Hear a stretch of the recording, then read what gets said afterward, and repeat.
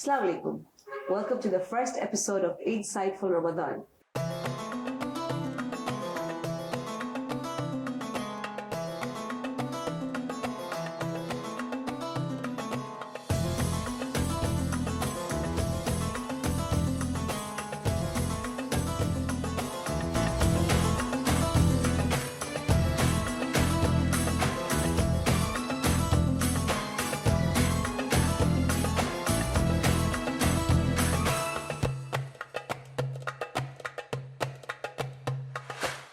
Just like me, we're all curious to know about Mahdia's profession. So let's ask her some challenging yet exciting questions about it.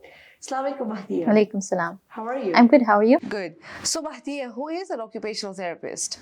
Okay, so before I begin by telling you what we do, I would like to shed some light on what occupations are.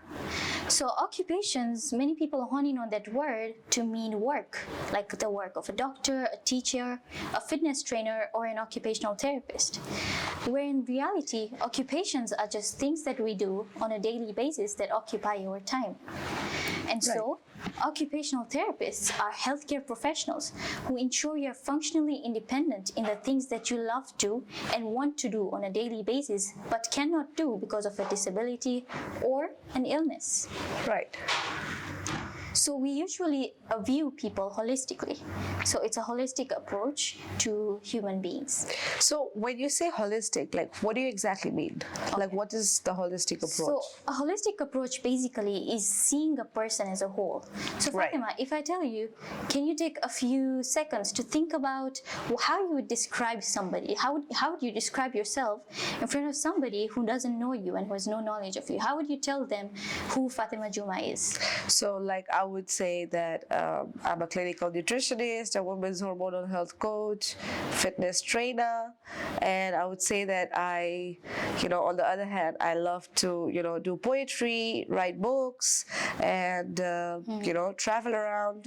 Yeah, something like that. I see. So in these few seconds, you told me so much about you.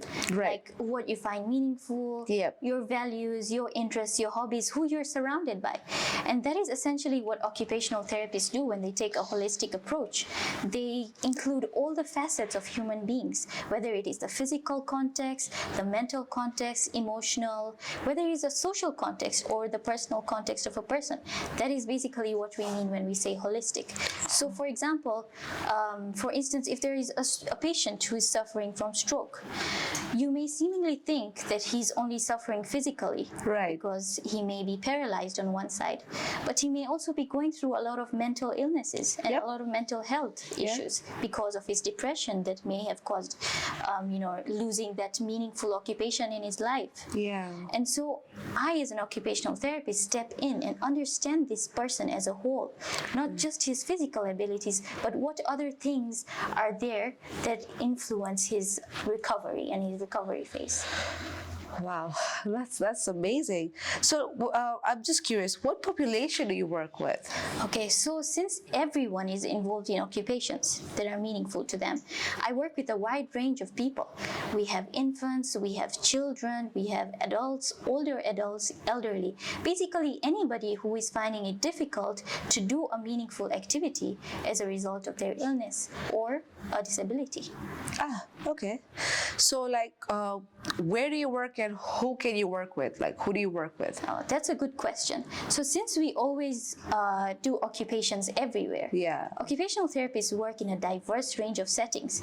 We can work at hospitals and clinics, we can work at schools, we can work in home settings in the communities as well. Okay. And we usually work in a multidisciplinary team when we work at hospitals. Right. For example, we work with clinical nutritionists, we work with physical therapists, with speech therapists, physicians. Okay. And when we work in school, we work with teachers, with the headmaster, headmistresses, the child psychologists. So basically, we work with everybody who has one way or the other and a social influence in a person's life at that moment. Right. So what is the occupational therapy's process looks like? Like, how is the process like? Okay, so basically you can think of occupational therapy as a means to an end. Okay. So for example, like I gave an example of the stroke patient earlier, Yeah. right? Maybe because of his physical injury, he is no longer able to dress himself up independently. Yeah. And that is a key goal for him. Okay. And so occupational therapists are professionals at analyzing this complex activity of dressing and breaking the task down further. Okay. To see what aspect of the task the person is really struggling with, and how we can restore, if we can restore their abilities, or how we can adapt and make them independent in that in other ways. For example, one-hand dressing techniques and things like that. Wow, it's a pretty new field, right? Yes. I may have heard about it, but I'm sure our viewers, it's something very new for them. You know, it's not pretty much. It's not likely for these things to be done. Yeah, so it's a pretty new field. When did it start? Yeah, it's a fairly new field. Right. Yes. But fun fact: occupational therapy actually started towards the end of World War I in 1918. Oh wow. Yeah. So after World War I, a lot of soldiers ended up bedridden because of their physical injuries, like Yeah. amputations, Okay. and like other physical injuries. And after sustaining them, they could not move. And so imagine staying in bed for so long. What do you expect? They would get depressed. They would have PTSD as a result of losing their companions in war and stuff Yeah. like that. And so they gradually started losing sense of purpose in life. And because of that, a group of people were recruited, and these people were told to go to these camps and make the soldiers do something that is meaningful to them, that will kind of ignite that flame of purpose again. And so they trained them to use whatever skills they had to, for example, weave baskets, make dolls, make other gifts that they could send their wives and children at home. And because of that, a lot of people got distracted from their pain. A lot of soldiers got distracted from the pain. At that time, these people were called vocational trainers. Okay. But in reality, what they were doing was occupational therapy. Oh, amazing. So, how would you say occupational therapy is a relevant profession in today's day and age? Yeah.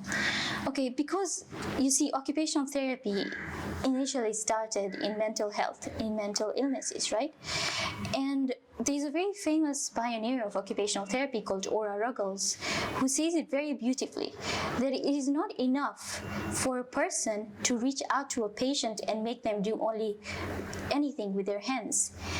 You must reach the heart as well as the hands. Right, It is the correct. heart that does the healing. Yes, definitely. And so, if we see right now, in today's world, statistically, there has been a substantial increase in mental illnesses in the past Yeah, decade you're correct. alone. And there are very few people who come forward and acknowledge that. Yeah, and it's still a seek taboo. therapy or the right means to overcome that challenge. A lot of people then eventually get isolated in the society. A child, for example, who has autism, or an older adult who suffers from depression, they're completely not seen as productive members of the society because of their mental condition, Yeah. And so I would really like to use this platform in the upcoming episodes to be able to so that we can understand and accept people who are different from us, and how we can include them, and what our social responsibility is towards them. And so we could be inspired by love, acceptance, and inclusion in our society. Yes, it's so fruitful at the end. It's so rewarding. I can literally feel like I have goosebumps. Like, yeah, definitely, you're correct. Now that we understand that occupational therapy is a profession that involves dealing with barriers to participating in our daily life activities, in the upcoming episode we shall discuss further more about it. With that, we wish you happy fasting.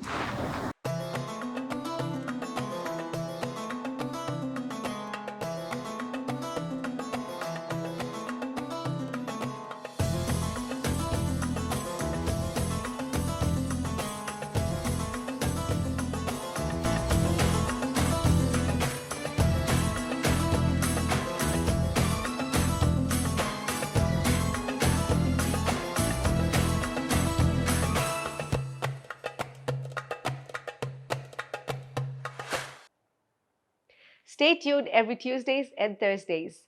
If you have any questions, feel free to comment below. Don't forget to like, share, subscribe, and click on the bell icon.